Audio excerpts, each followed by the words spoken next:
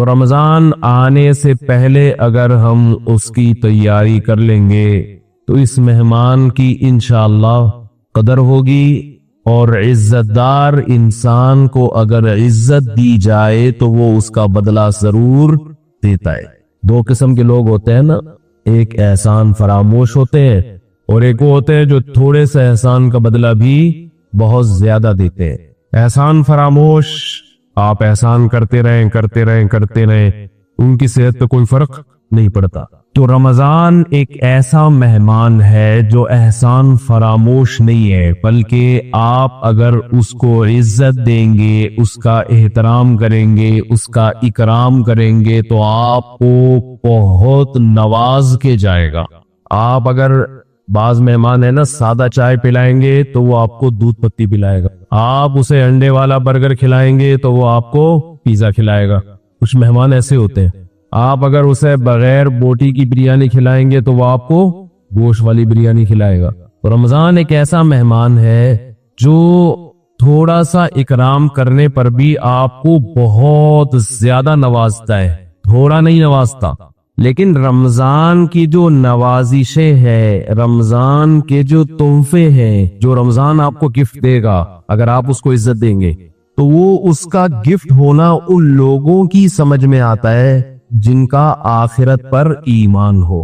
نبی صلی اللہ علیہ وسلم سے صحابی نے پوچھا بہترین صدقہ بولو بھائی کون سا؟ تو آپ نے فرمایا بہترین صدقہ یہ ہے تأمل الغنا وتخشى الفقر۔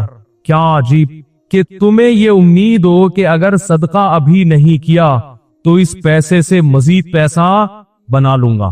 دیکھو وہ پیسہ جس سے آپ کو یہ امید ہو کہ مزید پیسہ بنا سکتا ہوں، اس پیسے سے زیادہ محبت ہوتی ہے نا۔ وہ پیسہ جو پڑا ہوا ہے آپ کو پتہ ہے کھا پی کے کیا ہو جائے گا، ختم تو ہونا ہی ہے، تو چلو اس میں سے کچھ فلاں کو دے دو، بیوہ کو دے دو، فلاں کو دے دو۔ دونوں میں کون سے پیسے سے محبت زیادہ ہوتی ہے؟ دوسرے والے سے، پہلے والے سے؟ بولو نا، پہلے والے سے، کیونکہ یہ پیسہ تو آپ کو پتہ ہے ویسے ہی ختم ہو جائے گا کھا پی کے، بزنس تو کرنا نہیں ہے، تو تھوڑا سا یار پڑوسیوں کو بھی دے دو یار، اس میں تھوڑا سا فلاں کو بھی دے دو، صحیح ہے نا؟ 4 پراٹھے کھانے تھے 3 کھا لو، ایک کسی اور کو کھلا دو۔ ایک پیسہ وہ ہوتا ہے جس میں آپ کو غنا کی امید کی، یہ مجھے مالدار بنا دے گا۔ اور دوسری بات، ایک پیسہ وہ ہے جس میں آپ کو بتایا کہ خرچ کروں گا، انویسٹ کروں گا تو اور پیسے والا ہو جاؤں گا، انویسٹ نہیں کروں گا تو غریب نہیں ہوں گا، کم از کم اتنا ہی رہوں گا۔ ایک یہ پیسہ ہے۔ دوسرا پیسہ یہ ہے کہ آپ کو پتا ہے انویسٹ کیا تو اور مالدار، نہیں کیا تو غریب۔ اس پیسے سے محبت تو اور زیادہ ہوتی ہے کہ نہیں ہوتی؟ تو آپ نے فرمایا جو پیسہ اس کنڈیشن میں تمہارے پاس ہو کہ تأمل الغنا، تمہیں امید ہے کہ نہیں کیا تو اور پیسہ آ جائے گا، کر دیا تو اس سے بھی بدتر حالت ہو جائے گی، فرمایا اس پیسے میں سے اللہ کی راہ میں صدقہ کرنا یہ سب سے بہترین صدقہ ہے۔ نہ سمجھ میں نہیں آ رہی میرا خیال ہے بھائی، کیونکہ یہ جب روکڑا خرچ کرو گے تو دل سے پیسے کی محبت نکلے گی۔ اللہ نے قرآن مجید میں جو صدقات و خیرات کی ترغیب دی ہے نا، اس ترغیب کا مقصد صرف غریبوں کو پیٹ بھرنا نہیں ہے، اس کا مقصد قرآن مجید نے ایک یہ بھی بتایا ہے کہ جو لوگ اللہ کی راہ میں مال خرچ کرتے ہیں اپنی اصلاح کے لیے، سورہ آل عمران میں اپنے دل سے پیسے کی محبت نکالنے کے لیے ان کو بھی خوشخبری دے دیں اجر عظیم کی۔ تو پیسہ خرچ کرنے کا مقصد صرف دوسرے سے مدد نہیں ہوتی، بلکہ اپنے دل سے دولت کی محبت نکالنا بھی ہوتا ہے۔ کیا کریں بھائی، کیسے سمجھائیں؟ سمجھ میں آ رہا ہے؟ اب دیکھیں، پتہ نہیں دیکھتے ہیں آپ لوگ اس ہفتے کتنے فنڈر بنتے ہیں، دیکھتے ہیں اب اس ہفتے آپ کی سخاوت۔ آواز میری صاف آ رہی ہے آپ لوگوں؟ اب دیکھتے ہیں کیا رپورٹیں آتی ہیں۔ آج جناب حاتم طائی قبر سے نکل کے کھڑا ہو گیا۔ مفتی صاحب کے بیان میں ایک صاحب آئے ہوئے تھے، 1 کروڑ کا چیک انہوں نے اپنے غریب بھائی کو دے دیا اور دکان بنا کے دے دی، چل یار تیرے پاس کچھ بھی نہیں ہے، ریڈی لگا رہا ہے، یہ طارق روڈ کی ایک دکان میں نے تیرے نام کی، جا کما۔ حاتم طائی خبر سے اٹھ کے آ جائے گا، کیا خیال ہے؟ تو دیکھتے ہیں انشاءاللہ، امید ہے اس مفتی اس قسم کی رپورٹیں آنا بولو بھائی شروع ہو جائیں گے۔ 1 کروڑ زیادہ ہو گئی، میرا خیال ہے زیادہ ہو گیا۔ ایسا نہ ہو کہ آپ خرچ کر کے پھر رونا نہ شروع کرتے ہیں، اگر رونے کا خطرہ ہے نا تو پھر نہ کریں۔ جتنا اللہ نے توکل دیا ہے اتنا کہ اللہ سے شکایت نہ ہو کہ اللہ ہم نے تو اتنا کیا اور تو ہمارے لیے کچھ بھی نہیں کر رہا، پھر یہ غلط ہے۔ وہ صدقہ جس کے بعد ندامت ہو اس سے بہتر ہے کہ نہ کرتا، تاکہ ندامت نیکی کر کے، اگر ندامت ہو رہی ہے تو اس نیکی سے نیکی نہ کرنا زیادہ بہتر۔ لیکن میرے بھائی کچھ سخاوت کا مظاہرہ کیا کرو تاکہ دل سے دنیا کی محبت نکلے.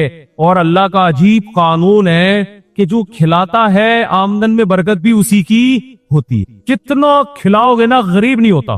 حدیث میں آتا ہے کہ نبی صلی اللہ علیہ وسلم نے فرمایا ما نقصت صدقۃ من مال، فرمایا صدقے نے کبھی کسی کے مال میں کمی نہیں کی ہے. کبھی ہوا ہی نہیں ایسا تاریخ میں کہ صدقہ کرنے سے غریب بن گیا ہو. آپ نے اس نیت سے نہیں کرنا کہ صدقہ کیا تو غریب نہیں بنوں گا، آپ نے تو اللہ کے لیے کرنا. تو دل سے میرے بھائی پیسے کی محبت کیا کرو، نکالو. اور جہاں کی محبت بھی ہر جگہ. جہاں کی ایک علامت پتہ ہے کیا ہے؟ زیادہ بولنا.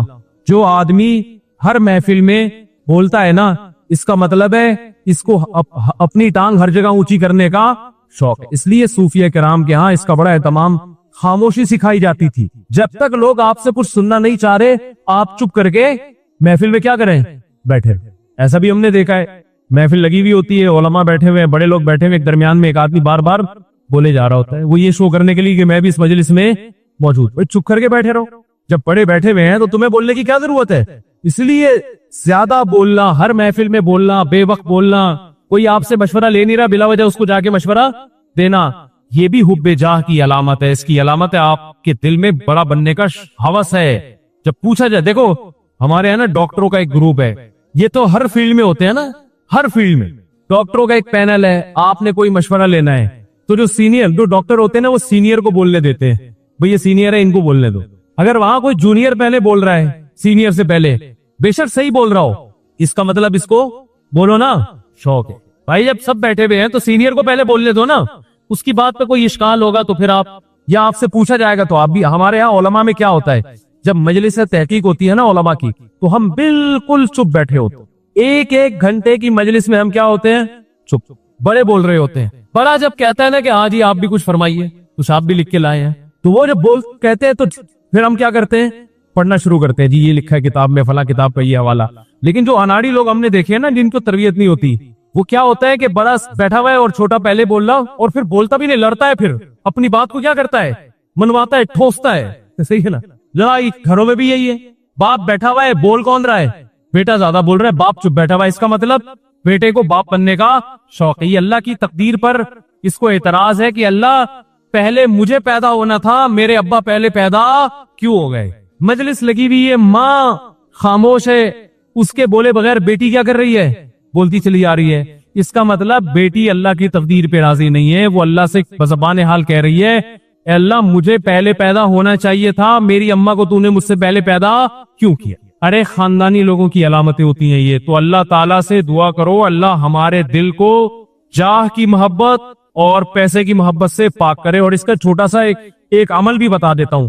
صوفیہ کرام نا خانقاہوں میں ایک ذکر کرواتے ہیں، اس کا بڑا فائدہ ہوتا ہے، لیکن وہ آپ خود سے نہ کریں، کسی شیخ سے باقاعدہ اصلاحی تعلق قائم کر کے اس سے سیکھیں. وہ میں نے 27ویں رات کو جو ختم قرآن تھا نا اس کو بھی بتایا تھا.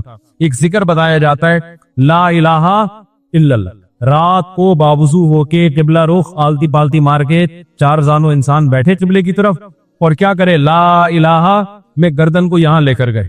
لا الہ میں کیا کیا، گردن کو یہاں. اور یہ تصور کرنا ہے دل سے اللہ کے علاوہ سب کچھ نکل رہا ہے. بار بار جائے گا نا اکاؤنٹ میں اتنے پیسے پڑے ہوئے ہیں، اتنے ہو گئے، اب اس بزنس میں اور اضافہ ہو تو کیا ہو گئے، ڈبل. تو دل میں کیا کرنا ہے، لا الہ.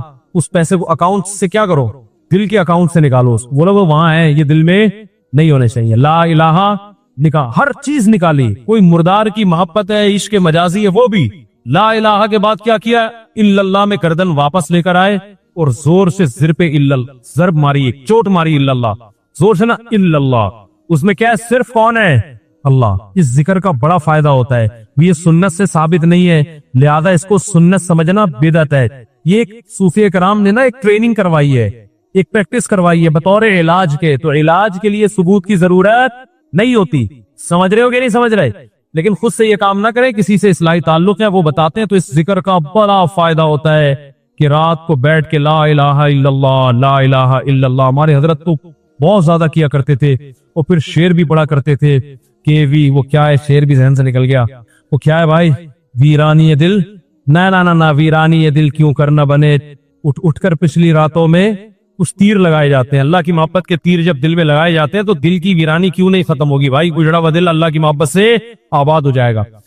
اللہ تعالیٰ نے جیسے مال کمانے کا ہمیں حکم دیا کہ مال کہاں سے کمایا جائے، اسی طرح مال خرچ کرنے کے بھی اسلام میں احکام ہیں، کہاں خرچ کرنا چاہیے، کہاں نہیں کرنا چاہیے، کہاں بہتر ہے، کہاں حرام ہے، کہاں مکروہ ہے، کہاں ناپسندیدہ ہے، کہاں زیادہ بہتر ہے۔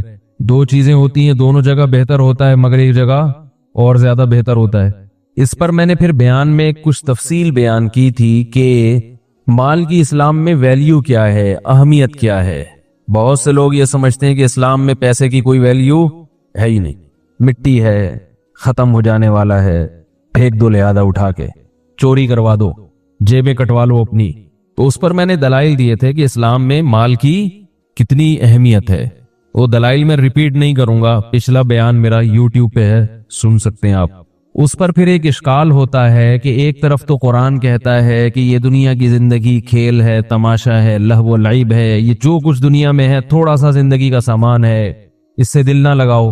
ایک طرف کہہ رہے ہیں ویلیو ہے، ایک طرف کہتے ہیں دل نہ لگاؤ، کوئی غلط تو نہیں نہ ہوئی۔ تو اس اشکال کا میں نے پچھلے ہفتے جواب دیا تھا، وہ جواب بھی میں نہیں دہراؤں گا کیونکہ میرے ساتھ مسئلہ یہ ہے کہ میں نے اس کو دہرایا پھر میں اسی ٹاپک کو لے کے چلا جاؤں، پھر میں دوبارہ سمجھانا شروع کر دوں گا، کیونکہ ایک دفعہ سے بات آج کل کسی کی سمجھ میں آتی نہیں ہے۔ تو وہ بیان آپ دوبارہ اچھی طرح سے سن لیں۔ اس پر بعض لوگوں کو اشکال ہوا، بعض غریبوں کو اشکال یہ ہوا کہ مال کی ویلیو بھی بہت ہے اسلام میں، تو غریب بیچارہ کہاں جائے؟ یعنی خود اسلام بھی دولت کی اہمیت کو بیان کر رہا ہے بھائی، تو غریب کا تو ایک ہی سہارا تھا اللہ اور مذہب، تو گویا مذہب نے بھی غریب کو یعنی یہ قرار دے دیا، غریب کے بارے میں مذہب نے بھی یہ بتا دیا کہ یہ کیا ہے، بیچارہ غریب ہے، اس کے پاس اللہ کی نعمت نہیں ہے، تو وہ تو اور زیادہ احساس کمتری کا شکار ہوگا نا غریب آدمی۔ یہ سن کے گرمی بھی ہے آپ کو پتا ہے، ٹھیک، اس لیے جو بات کہوں نا پہلی دفعہ میں سمجھ جایا کریں، ٹھیک ہے۔ دیکھو بھائی، جب دولت اللہ کی نظر میں اس کی بہت قیمت ہے تبھی تو ضائع کرنے سے منع کیا ہے۔ قیمتی چیزوں کے بارے میں منع ہوتا ہے نا کہ اسراف بھی مت کرو، تبذیر بھی مت کرو، کسی بھی طرح سے ضائع مت کرو، اور بتایا یتیم بچے کو اس کا مال اس کے حوالے نہ کرو، بالغ ہو جائے پھر بھی نہ دو کہ ضائع نہ کر دے، کیونکہ اس کی بڑی قیمت ہے۔ جعل اللہ لکم قیاما، زندگی تم اسی سے گزارتے ہو۔ تو سوال پیدا ہوتا ہے غریب آدمی تو بیچارہ کہیں کا نہیں رہا، دنیا میں بھی اس کی عزت نہیں ہوتی، اوپر سے اسلام نے بھی کہہ دیا کہ دولت کی بڑی ویلیو ہے، تو غریب بیچارہ بولو بھائی کہاں جائے؟ اس اشکال کا جواب یہ ہے کہ اسلام میں دولت کی اہمیت ہے اپنی جگہ، لیکن اگر اللہ نے کسی کو دولت نہیں دی، اللہ کے فیصلے ہیں نا، یہ اس نے اپنی طرف سے محنت کی مگر مقدر میں نہیں ہے، تو اس نعمت کے نہ ملنے پہ وہ جو صبر کرتا ہے، اس صبر کی اہمیت دولت سے کئی گنا زیادہ ہے۔ بات یہ ہے کہ غریبوں کی دو قسمیں ہوتی ہیں، یعنی دولت کی اہمیت میں کیوں بیان کر رہا ہوں جب غربت کی یہ فضیلت ہے؟ سوال پھر پیدا ہوگا کہ جب غربت کی اتنی فضیلت کے صبر کی فضیلت تو اور بھی زیادہ ہے، تو پھر دولت کے بجائے ایسا کرنا چاہیے کہ غریب بنو اور صبر کرو، کیا خیال ہے؟ زیادہ ثواب ملے گا۔ تو بات یہ ہے کہ غریبوں کی کتنی قسمیں ہیں؟ بول لو نا، دو قسمیں۔ انگلی سے اشارہ بھی کر دیا میں نے، ویسے سیدھے ہاتھ سے اشارہ کرنا چاہیے۔ کتنی قسمیں ہیں؟ دو قسم۔ ایک غریب وہ ہے جو قدرت کی طرف سے غریب ہے، جو قدرت کی طرف سے مسکین ہے، غریب ہے، اپنی طرف سے وہ محنت کرتا ہے، رزق کماتا ہے، لیکن اللہ نے اس کے مقدر میں ہر محنت کرنے والے کو ملتا نہیں ہے۔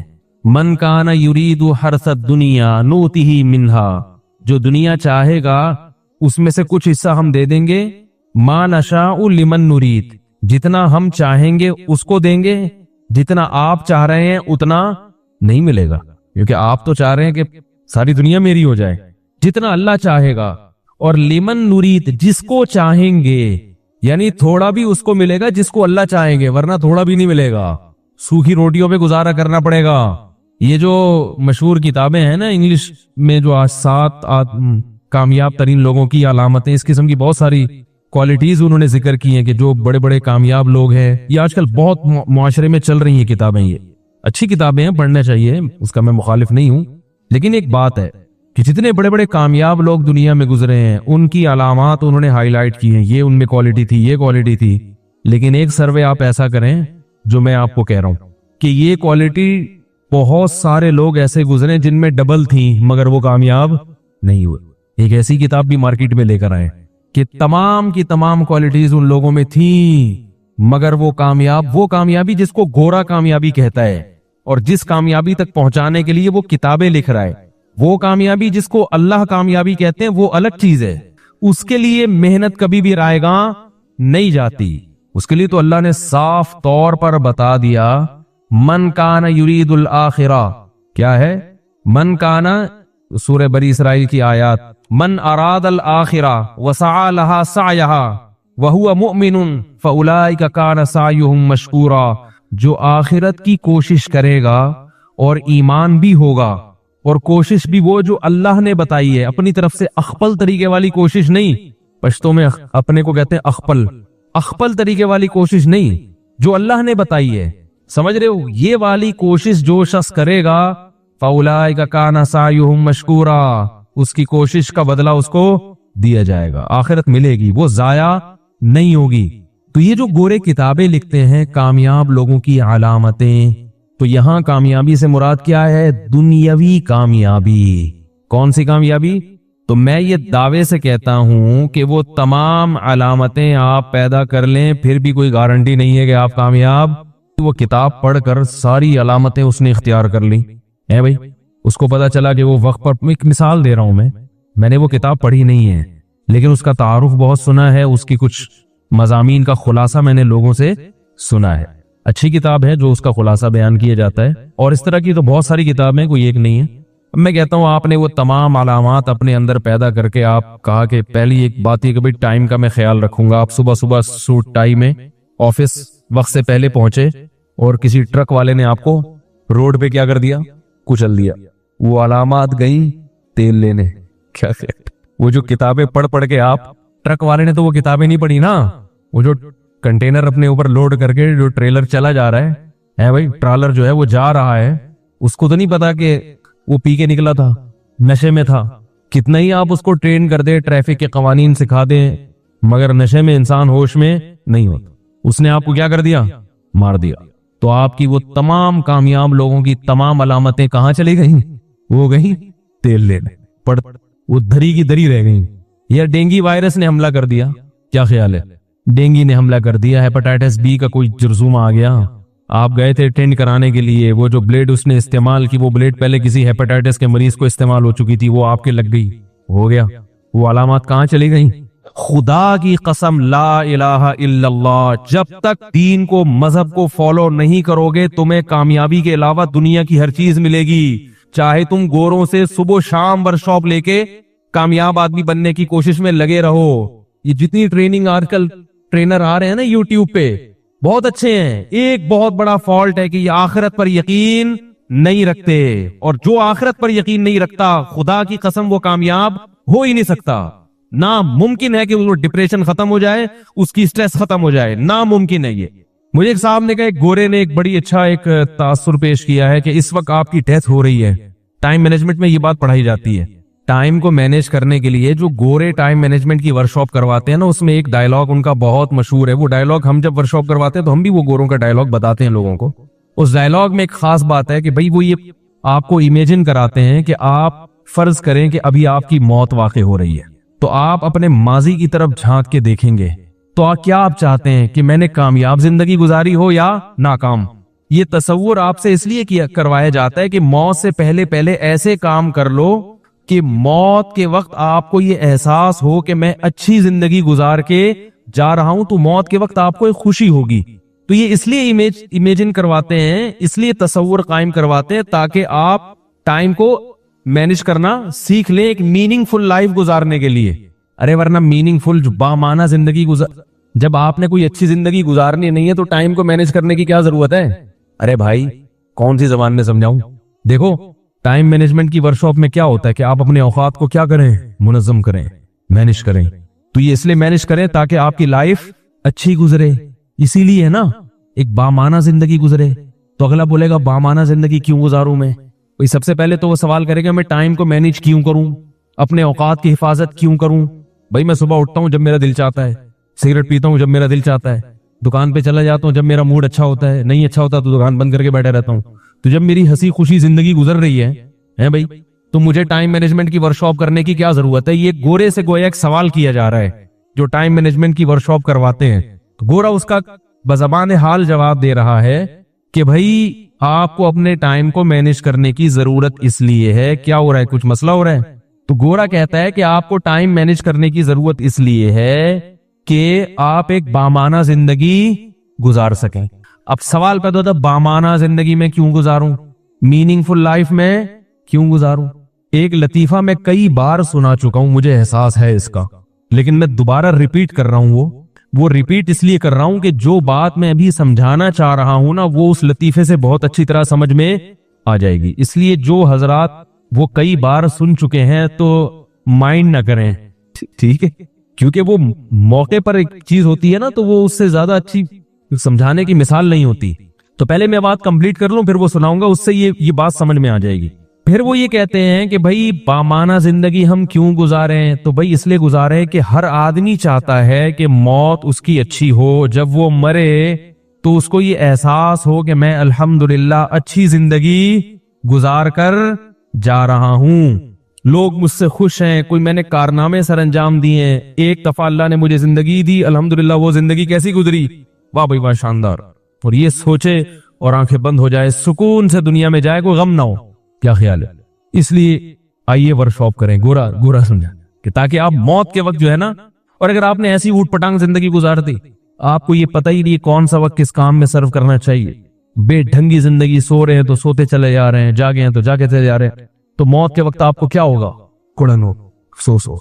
मैं कहता हूं ये सवाल मुझसे जब पूछा गया ना किसी ने कि मौत के वक्त आप चाहते हैं कि माजी का कैसा गुजरा, आप क्या सोचना चाहते हैं? मैंने कहा अगर मुझे जन्नत और जहन्नम पे यकीन नहीं होना, अल्लाह ना करे, और मैं ये समझ रहा हूं कि मौत के बाद में मर के मिट्टी हो रहा हूं, तो भाड़ में जाए मैंने माजी कैसा गुजारा, मुझे इसकी कोई फिक्र बोलो ना भाई, क्योंकि जो भाई जैसा भी था तो था ना, अच्छा गुजरा बुरा गुजरा, इंसान कभी माजी को देख के खुश नहीं होता, हमेशा फ्यूचर को देख के खुश होता है।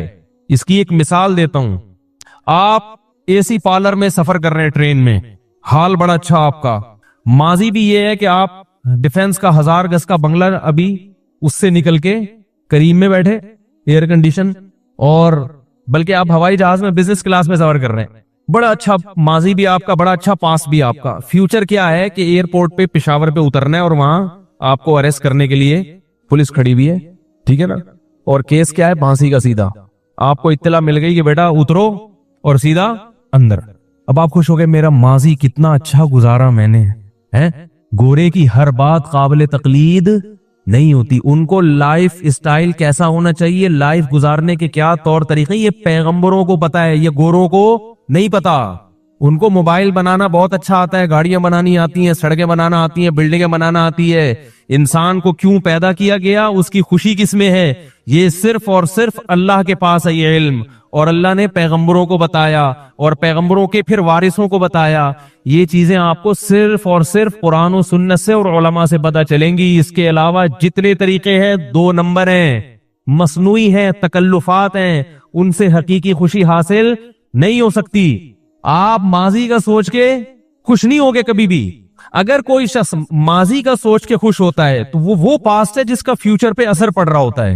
नहीं यही बात, जैसे आपके इम्तिहान एग्जामिनेशन हॉल में आप बैठे हो, आपके सामने अभी पेपर आने वाला है, एक घबराहट होती है अजीब सी, दिल धक धक कर रहा होता है, पता नहीं क्या है। आपने माजी की तरफ नजर उठाई कि यार मैंने तैयारी बहुत अच्छी की है, यार मैंने तैयारी बहुत अच्छी की है, और पूरी किताब मैंने रट ली है, और ताल्लुकात भी है मेरे।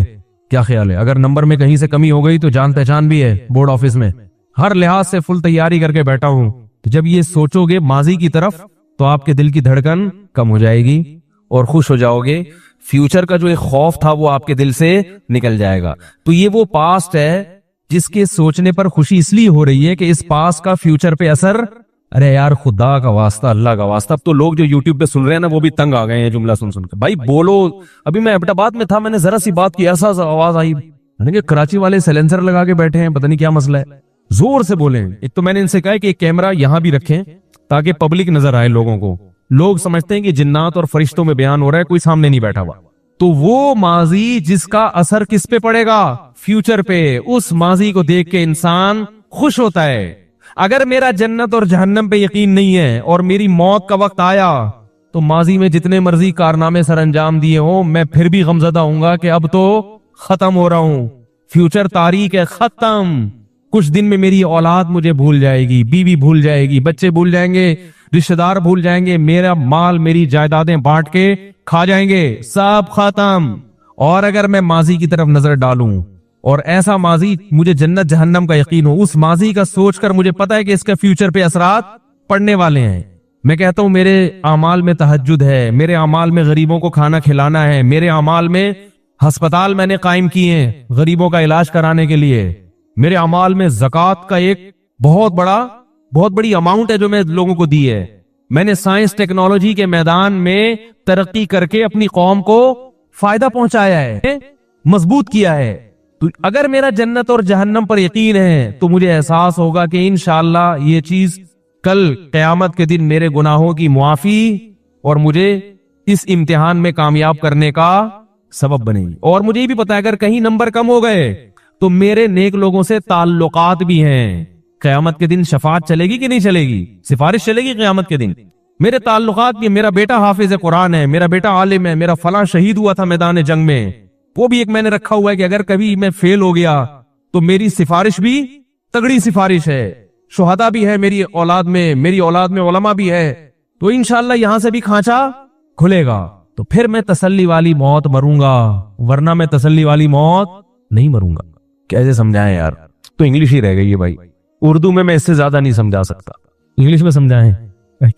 اچھا خیر، تو بات کہاں سے چلتی ہے، وہ میں وہ سنا رہا تھا لطیفہ، آپ کو کئی دفعہ سن چکے ہیں، وہ بھی یہ جو میں سمجھانا چاہ رہا ہوں نا، اس کا الگ سے کلپ بنا دے بھائی، مجھے نہیں یاد رہتا کیا پھر عجیب سی کلپ آ رہے ہوتے ہیں مارکیٹ میں، جو اصل بیان میں جو ایک ٹو دا پوائنٹ ایک اہم بات ہوتی ہے اس پہ کلپ بعض دفعہ نہیں بن پاتا، تو اس لیے میں ان کو کہہ رہا ہوں یہ بیٹھے ہوئے یہاں پہ، اب میں جا کے سنوں گا نا تو کبھی یہ ہو رہا ہوتا ہے آواز لطیفہ آدھا آیا ہی نہیں، ایسا تو نہیں ہو رہا، آواز اوپر نیچے تو نہیں ہو رہی، شکر الحمدللہ۔ تو وہ بڑی مسائل وہ زیتون والے بھی نہیں آئے نا آج، ان کی ریکارڈنگ بڑی خاندانی ہوتی ہے، تو یہ وہ باتیں ہیں جو ہمارے لیے بہت زیادہ ضروری ہیں۔ آخرت پر ایمان کے بغیر آپ کبھی بھی خوش نہیں رہ سکتے، آپ جتنا بھی دنیا میں کماؤ گے نا آپ کو یہ کم لگے گی، مصنوعی طور پر اپنے آپ کو مطمئن تو کرو گے، مصنوعی طور پر تکلف کر کے، جیسے ایک آدمی خوش ہو نہیں لیکن خام خواہ میں مسکرا کے اپنے آپ کو خوش ظاہر کرنے کی کوشش کرو گے میں بہت خوش ہوں، اندر سے خوش نہ ہو۔ ہم نے علماء کو، بزرگوں کو دیکھا ہے کہ ان کو خوشی کے اظہار کے لیے تکلف کی ضرورت نہیں ہوتی، ان کے چہروں سے لگتا ہے کہ ان کا دل باغ ہے، خوش ہیں، یہ چہروں سے ظاہر ہوتا ہے۔ تو وہ میں لطیفہ سنا رہا تھا کہ ایک آدمی نا سمندر کے کنارے لیٹا ہوا ہے اور وہ سگریٹ پی رہا ہے، ایک بوڑھے میاں اس کے پاس گئے، دیکھا کہ بنیان پہن کے، بھائی تم چڈی پہن کے سمندر کے کنارے لیٹے ہوئے ہو، اپنا ٹائم ویسٹ کر رہے ہو، ٹائم مینجمنٹ کی ورکشاپ کرو، میننگ فل لائف گزارو، کیا خیال ہے؟ تو کچھ کرو، کیا پڑے ہوئے یہاں سگریٹ لے رہے ہو، کلاٹیاں کھا رہے ہو؟ تو اس نے کہا میں کیا کروں گا ٹائم کو بچا کے، ٹائم کو مینج کر کے میں کیا کروں گا؟ انہوں نے کہا بھائی تم پڑھو، پہلے تمہیں پتا چلے گا کہ میننگ فل لائف گزارنے کے لیے کیا چیزیں ضروری ہیں، تو پھر اس کو کہ میننگ فل لائف کیوں گزاروں ہے بھائی، اچھا وہ گزارنے کے لیے میں کروں کیا؟ انہوں نے کہا پہلے پڑھو، میٹرک کرو، اس نے کہا پھر کیا ہوگا؟ پھر انٹر کرو، پھر کیا کرو؟ B com B S C کچھ تو کرو، پھر ماسٹر کرو، پھر پی ایچ ڈی کرو، پھر کیا ہوگا؟ 16 سال لگ گئے اس میں، پھر کیا ہوگا؟ پھر اچھی سی جاب کرو، پیسے آئیں گے، پھر کیا ہوگا؟ پھر شادی کرو، پھر کیا ہوگا؟ یعنی شادی بھی تمہاری مرضی کی ہوگی جب اتنے پیسے ہوں گے، پھر کیا ہوگا؟ پھر بچے ہوں گے تمہارے، پھر کیا ہوگا؟ پھر انجوائے کرو لائف کو۔ تو اس نے کہا ابھی کیا کر رہا ہوں؟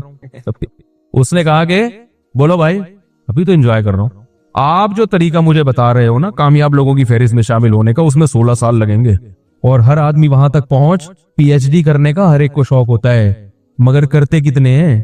ہمارے ایک دوست کو سی اے کرنے کا شوق ہوا، بیچاروں کی آدھی زندگی سی اے کے چکر میں لگ گئی، ابھی تک سی اے نہیں ہو پایا۔ تو اس نے کہا کتنے لوگ، پھر چلو یہ سارے مراحل سے گزر کے پی ایچ ڈی کر لیا ہم نے، اپنی مرضی کی بیگم تلاش کی، تلاش ہر آدمی اپنی مرضی کی کرتا ہے، نکلتی اپنی مرضی کی ہر ایک کی وہی سرگنجا کرنا شروع کر دیتی ہے۔ ہمارے حضرت ایک واقعہ بتایا کرتے تھے کہ ایک فیکٹری کا مالک تھا، نہیں ایک آدمی نے شادی کی کسی فیکٹری کی مالک خاتون سے، لوگوں کو شوق ہوتا ہے نا، بہت عقابی نگاہیں ہوتی ہیں، بہت اوپر دیکھنے کا، تو وہ کر لی انہوں نے۔ اب وہ بیگم صاحبہ ان کی، انہوں نے ایسا کھینچ کے رکھا اپنے میاں کو، بالکل غلام بنایا، اب یہ بیچارہ بہت مصیبت میں آ گیا, وہ جب چاہتی اس کو ذلیل کر دیتی, اور اللہ معاف فرمائے کہنا بھی اچھا نہیں لگتا, ان کی دوستیاں بھی بہت مردوں سے. اب یہ پریشان ہو گیا تو حضرت کے پاس آیا, حضرت نے فرمایا کہ بھی طلاق دے دو. جب یہ تک نہ یہاں تک نوبت پہنچ گئی تو ناقابل برداشت ہے نا, کہ اس کے فرینڈز بھی ہیں ماشاءاللہ, کہتے ہیں میں طلاق نہیں دے سکتا. کہا کہ کیوں نہیں دے سکتا؟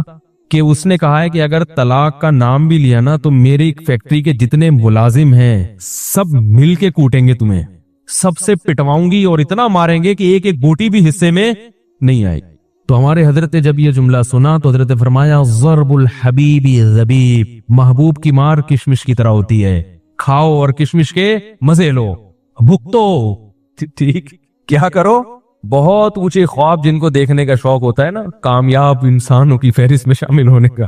کامیاب لوگوں کی علامتوں میں یہ بھی ہے, جو مجھے نہیں پتا وہ 7 علامتوں میں لکھا, آپ لوگ لکھ لیں 8ویں علامت, اونچے گھرانے میں شادی کرتے ہیں جو مشہور ہے, تاکہ اپنی غربت بھی دور ہو.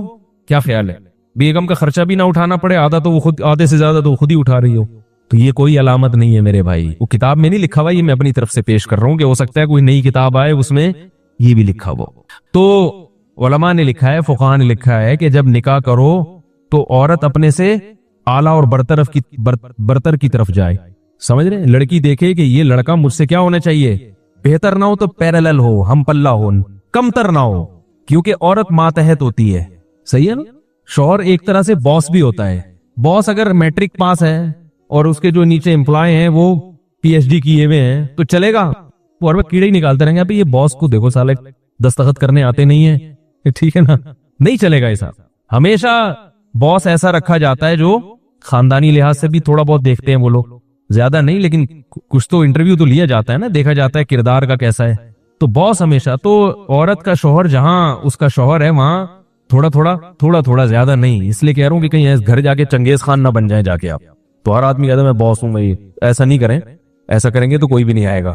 ٹھیک ہے, تو بہرحال سربراہ ہے تو وہ کیا ہو کہ وہ ذرا اپنے سے اوپر خاندان میں جائے, اور مرد کیا کرے, تھوڑا سا زیادہ اوپر کی نہ سوچے, وہ اپنے سے ذرا نسبتاً کمتر میں شادی کرے تاکہ وہ آپ کی فرما برداری کرے, ماتحت بن کے چلے. یہ قدرت کا بنایا ہوا نظام ہے, اس کو خراب کرو گے کہیں کہیں اس کے برخلاف ہو سکتا ہے, کہیں کہیں اس کے برخلاف ہو سکتا ہے, لیکن عام اصول اور ضابطہ یہی ہے. تو خیر, تو اس نے کیا کہا کہ بھائی میں ابھی کیا کر رہا ہوں, مزے کر رہا ہوں. تو بات یہی ہے کہ گورے جو یہ کہتے ہیں کہ میننگ فل لائف, بھائی جب زندگی کا مقصد مزے اڑانا ہے, آخرت ہے ہی نہیں, مقصد مزے اڑانا ہے, تو پھر یہ کیا کہ موت کے وقت میں یہ تصور کروں گے میں نے کیا کھا پایا, وہ پھر تو یہی تصور کرے گا کہ میں نے کتنے مزے اڑائے. کیا خیال ہے؟ اور مزے نائٹ کلب اور شرابوں میں بہت ہیں, تو وہ میننگ فل لائف نہیں بلکہ میننگ لیس لائف کی طرف جائے گا. وہ سمجھ رہے ہو کہ نہیں سمجھ رہے؟ تو جب تک آخرت کا یقین نہیں ہے انسان کا بچہ بن ہی نہیں سکتا. جلدی سے اس کو سمیٹتا ہوں, وقت کافی ہو گیا. تو دیکھو غریبوں کی 2 قسمیں. ایک غریب وہ ہوتا ہے جو اپنی حرکتوں کی وجہ سے غریب ہو. کس کی وجہ سے؟ حرکتوں کی وجہ سے. پڑا سوتا رہتا ہے, نہ پڑھتا ہے, نہ دکان وقت پہ کھولتا ہے. ہمارے محلے میں ایک صاحب کی دکان تھی, پرانا محلے کی بات کر رہا ہوں, ان کو نہ جا کے تنگ کریں آپ. ان کے پاس جب بھی جاؤ بھائی صرف چاہیے, یا صرف تو ہے ہی نہیں یار, وہ تو میں جوڑیا بازار سے لانا ہی بھول گیا. اور کچھ بتائیں مولوی صاحب, یار ایسا کرو وہ بریانی مسالہ مل جائے گا, ارے یار وہ ٹکا لے لیں. میں نے کہا یار تمہارے ساتھ یہی ٹینشن ہے, ہم دور سے لے لیا کریں گے. ایک ہی شاپ پہ ساری چیزیں نہ ملیں تو آدمی کو بھائی جب جا رہے ہو تو لکھ کے جاؤ کیا کیا لینا ہے, آپ کی سستی کی ہم کیوں نقصان اٹھائیں. تو یہ جو غربت ہے, اور کچھ دنوں میں ان کی دکان کیا ہو گئی, بند. اب کہہ رہے ہیں یار میں غربت, ہمارے نبی بھی کیا تھے, مسکین تھے. تو یہ والی مسکنت آپ کی سستی کی وجہ سے. اس کو نبی جیسے خادم حسین صاحب اپنی گالیاں معاذ اللہ کس کے کھاتے میں ڈال رہے ہیں, قرآن کہہ رہے قرآن میں بھی گالیاں ہیں. یہی بات اگر کوئی اور آدمی کرتا, پورا توہین قرآن پر ایک دھرنا ہو جاتا. آئی بات سمجھنے کی, انہوں نے قرآن کی توہین کی ہے, لیکن جناب قرآن پر کوئی بھی الزام قرآن میں ایسی گالیاں نہیں ہے, ہرگز نہیں ہے قرآن میں وہ گالیاں جو وہ ممبر پہ آپ دیں, ممبر پہ بیٹھ کے گالیاں, ہم نہیں منع کر رہے آپ کو, لیکن اس کو قرآن کی طرف منسوب نہ کریں. اور میں حیرت اس پر ہوتی ہے کہ اگر یہی بات کوئی اور کرتا تو پھر ان لوگوں کا پورا ایک جلوس نکلتا کہ انہوں نے قرآن کی توہین کی ہے.